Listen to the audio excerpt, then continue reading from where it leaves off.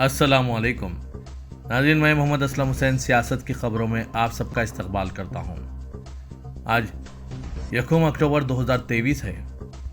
Islamic तारीख के हिसाब से आज 15 रबी अव्वल 1445 हिजरी है। पेश है आज की कुछ अहम खबरें। 1 अक्टूबर से ऑयल मार्केटिंग कंपनियों ने कमर्शियल एलपीजी सिलेंडर की कीमतों में 209 रुपये का इजाफा किया है। नए महीने के आगाज के साथ ही लाखों सारिफिन के लिए एक बहुत बड़ा झटका महसूस किया जा रहा है। नई दिल्ली में 1 अक्टूबर यानी आज से 19 किलो के कमर्शियल एलपीजी सिलेंडर की कीमत अब 1731 रुपये 50 पैसे हो गई है। इस इजाफे के फौरी नतीजे के तौर पर अब बाहर खाना पीना महंगा हो सकता है।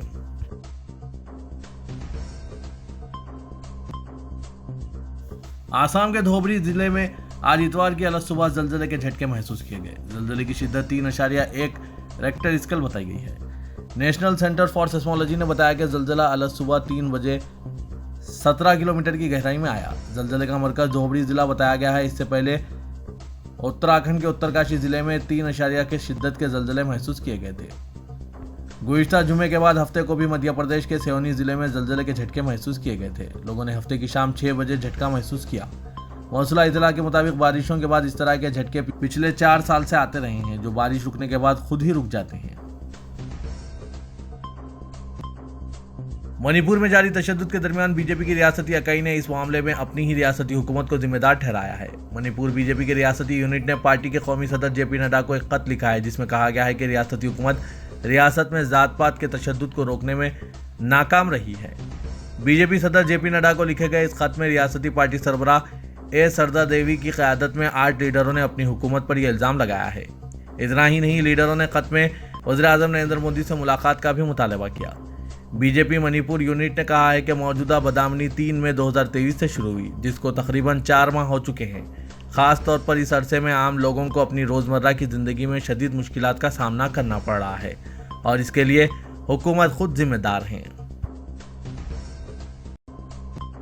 मालदीव के सदारती इंतखाबात में हस्ब इख्तिलाफ के उम्मीदवार मोहम्मद मोइज़ ने 53% से ज़ायद वोट हासिल करके भारी अक्सरियत से कामयाबी हासिल की। चीन के हामी समझे जाने वाले मोहम्मद मोइज़ों ने इस इलेक्शन में प्रोग्रेसिव पार्टी ऑफ मालदीव के उम्मीदवार और भारत नवाज मौजूदा सदर इब्राहिम मोहम्मद सालेह को शिकस्त दी।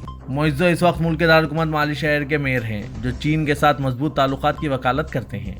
वज़ीर-ए-आज़म नरेंद्र मोदी ने जीतने के बाद मोइज़ो को मुबारकबाद पेश की। उन्होंने सोशल मीडिया प्लेटफॉर्म एक्स पर लिखा, मालदीव का सदर मुंतखब होने पर मैं मोहम्मद मोइज़ो को मुबारकबाद और नेक ख्वाहिशात पेश करता हूँ। हिंदुस्तान वक्त की आजमाइश में पड़ने वाले हिंदुस्तान मालदीव के बाहमी ताल्लुकात को मजबूत बनाने और बहर हिंद के इलाके में हमारे मजमूई ताउन को बढ़ाने के लिए पुरअज़्म है। 2000 रुपये के 14,000 करोड़ रुपए मालियत के नोटों को अब तक बैंकों में जमा नहीं कराया गया है, जिसके पेश नज़र रिजर्व बैंक ऑफ इंडिया ने इन नोटों को जमा करने या तब्दील करने की मुद्दत को मजीद 7 दिन बढ़ाकर 7 अक्टूबर 2023 कर दिया है।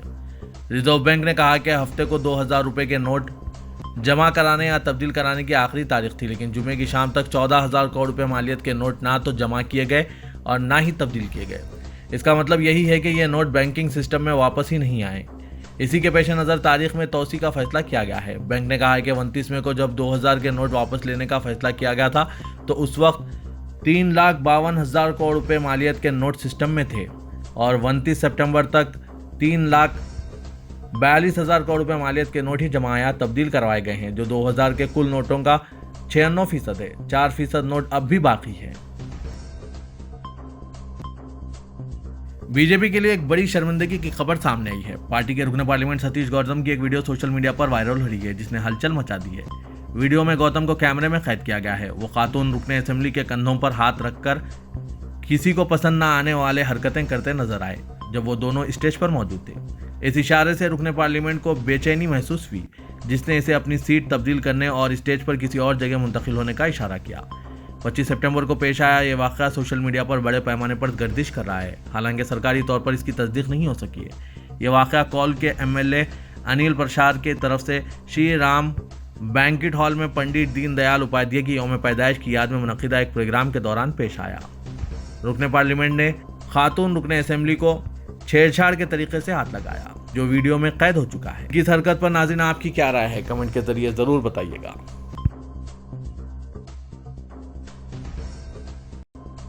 मुल्क में अदम बर्दाश्त और मुसलमानों के खिलाफ नफरत के एक और वाक़े ने मजीद एक मुस्लिम नौजवान की जान ले ली है। जयपुर के भीड़ भाड़ वाले इलाके में बाइक की मामूली टक्कर पर कहासुनी के बाद मुस्लिम नौजवान मोहम्मद इकबाल, जो 18 साल के थे, इनको मुश्तइल हुजूम ने लाठियों और लोहे की रॉड से वहशियाना तरीके से ज़दोकोब किया, जिससे इसकी मौत वाक़ हो गई। वारदात के बाद से इलाके में खौफ व हरास का माहौल देखा जा रहा है। मोहम्मद इकबाल के अहले खाना ने इल्ज़ाम आयद किया कि हुजूम में मौजूद अफराद से कहासुनी हुई और बाद में नाम पूछने के बाद जब पता चला कि मुसलमान है तो इस पर लाठी और लोहे की रॉड से हमला किया गया। बताया जा रहा है कि गुज़िश्ता रात 10:45 पर राहुल सिंह नाम के एक शख्स की बाइक के साथ मोहम्मद इकबाल की मोटरसाइकिल की मामूली टक्कर हो गई, जिससे दोनों में कहासुनी हुई है। इसके बाद हुजूम ने इकबाल को इंतहाई दरिंदगी के साथ तशद्दुद का निशाना बनाया। राजस्थान में वज़ीर-ए-आला अशोक गहलोत के मुकाबले में बीजेपी अब तक कोई लीडर नहीं ला सकी है। वसुंधरा राजे इस मामले में खुलकर बगावती तेवर दिखा रही है, जिसकी वजह से बीजेपी के लिए मुश्किलात मजीद बढ़ गई है। इस वक्त आलम यह है कि इलेक्शन सर पर है, लेकिन पार्टी की कोई तैयारी नजर नहीं आ रही है। यहाँ तक कि उम्मीदवारों की स्क्रीनिंग के लिए पैनल तक तैयार नहीं किया गया है, जिस पर गुज़िश्ता दिनों ही अमित शाह और जेपी नड्डा ने नाराजगी जाहिर की थी।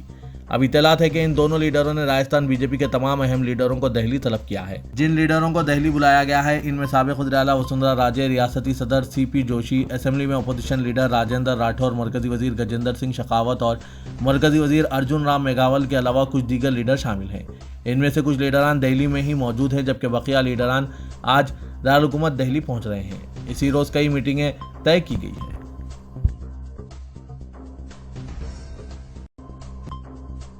मुल्क में फर्जी खबरों और तस्वीर के वाक़ात में इस कदर इजाफा होता जा रहा है कि हिंदुस्तान में मुतय्यन जर्मनी के सफ़ीर को बताना पड़ा कि एक अंग्रेज़ी अखबार में शाये इश्तिहार में जिस इमारत को बोर्डिंग स्कूल बताया जा रहा है वो दरअसल जर्मनी के सदर की रिहाइशगाह है और ये कोई बोर्डिंग स्कूल नहीं। इश्तिहार में बताया गया है कि दिल्ली में हिंदुस्तान के मारूफ बोर्डिंग स्कूलों की बड़ी नुमाइश होने जा रही है। ऐसे में इसमें शिरकत करने वाले खुद को रजिस्टर कराएं। इश्तिहार में बोर्डिंग स्कूल के नाम से जिस इमारत की तस्वीर दी गई वो दरअसल जर्मनी के सदर की रिहाइशगाह है। माइक्रो ब्लॉगिंग साइट एक्स पर एक पोस्ट में जर्मनी के सफ़ीर ने इस गुमराहकुन इश्तिहार और इसमें शाया हुई तस्वीर से हिंदुस्तानी वालिदैन को खबरदार करते हुए इन्हें बताया कि यह कोई बोर्डिंग स्कूल नहीं है। उन्होंने लिखा, प्यारे हिंदुस्तानी वालिदैन, मुझे ये आज के अखबार में मिला, लेकिन यह इमारत कोई बोर्डिंग स्कूल नहीं है। यह बर्लिन में जर्मन सदर की रिहाइशगाह है। यह हमारा राष्ट्रपति भवन है। जर्मनी में भी अच्छे बोर्डिंग स्कूल है, लेकिन यहाँ किसी बच्चे को दाखिला नहीं दिया जाएगा। सोशल मीडिया पर इश्तिहार में फर्जी तरीके से जर्मन सदर की रिहाइशगाह की तस्वीर लगाने पर लोग सोशल मीडिया पर सख्त रद्दअमल का इजहार करते हुए इसे शर्मनाक करार दे रहे हैं और कह रहे हैं कि सूरत हाल इस कदर ख़राब हो चुकी है कि जर्मनी के सफ़ीर को फैक्ट चेक करना पड़ रहा है। हुकूमत उत्तर प्रदेश ने सुप्रीम कोर्ट को बताया कि साबिक रुकने लोकसभा अतीक अहमद और इनके भाई अशरफ अली के 15 अप्रैल को प्रयागराज में कत्ल की तहकीकात में पुलिस का कोई कसूर नहीं पाया गया है। सुप्रीम कोर्ट में दाखिल की गई मौक़िफ़ रिपोर्ट में रियासत उत्तर प्रदेश ने कहा है कि इसने इस वाक़े और दीगर केसेस बशमुल जराइम पेशा विकास दुबे के अलावा 2017 से पुलिस के मुख्तलिफ इनकाउंटर्स की आज़ादाना व मुनसिफाना तहकीकात को यकीनी बनाने में कोई कसर नहीं छोड़ी है।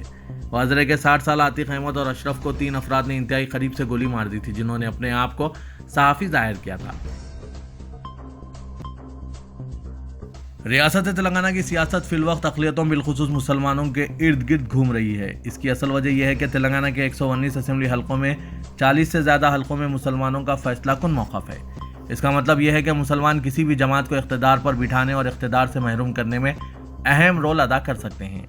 कर्नाटक में मुसलमानों ने जिस इत्तेहाद का मुजाहरा किया है वो मुल्क भर में मिसाली इक़दाम बन गया है, जिसके बाद तेलंगाना में भी सियासी जमातों के पास मुस्लिम अक़लियत की अहमियत में इजाफा हो गया है और हर जमात अक़लियतों की तायद हासिल करने नत नए तरीके इस्तेमाल कर रही है। 10 साल से बरसर इक़्तिदार BRS तीसरी मरतबा इक़्तिदार हासिल करने एड़ी चोटी का जोर लगा रही है। हालांकि चीफ मिनिस्टर के चंद्रशेखर राव ने 115 उम्मीदवारों का ऐलान कर दिया है। सिवाय मौजूदा रुकन असेंबली आमिर शकील बोधन के अजला में किसी मुस्लिम कायद को उम्मीदवार नहीं बनाया गया। सिर्फ ज़ाब्ते की तकमील के लिए पुराने शहर से बराए नाम 2 मुस्लिम उम्मीदवारों को इंतखाबी मैदान में उतारा गया है। BRS अभी 5 उम्मीदवारों का ऐलान करने वाली है, मगर इनमें भी किसी मुस्लिम कायद को उम्मीदवार बनाने के दूर दूर तक इम्कानात नहीं है। BRS मुस्लिम वोटों के लिए सिर्फ मजलिस पर इन्हिसार कर रही है। इसको यकीन है कि मजलिस की तायद से सारे मुस्लिम वोट BRS की झोली में आ जाएंगे। हालिया दिनों में BRS और मजलिस ने एक दूसरे का साथ देने का बाज़ाब्ता ऐलान किया है। अजला और चंद म्यूनसिपल कॉरपोरेशन पर मजलिस के कॉरपोरेटर्स और काउंसलर्स भी मौजूद हैं। BRS को यकीन है कि मजलिस की तायद पर तमाम मुस्लिम वोट इन्हें हासिल होंगे। करीमनगर, महबूबनगर, आदिलाबाद और निज़ामाबाद में BRS और मजलिस कायदीन के दरमियान नज़रियाती इख्तिलाफात थे। चीफ मिनिस्टर केसीआर और बीआरएस वर्किंग सदर केटीआर की दरख्वास्त पर सदर मजलिस असदुद्दीन ओवैसी ने जिन अजला में बीआरएस और मजलिस कायदीन में इख्तलाफात थे, इन्हें हैदराबाद तलब करके मसालिहत में अहम रोल अदा किया है। अब देखना यह है कि ये कोशिश बीआरएस के लिए कितनी साजगार साबित हो सकती है।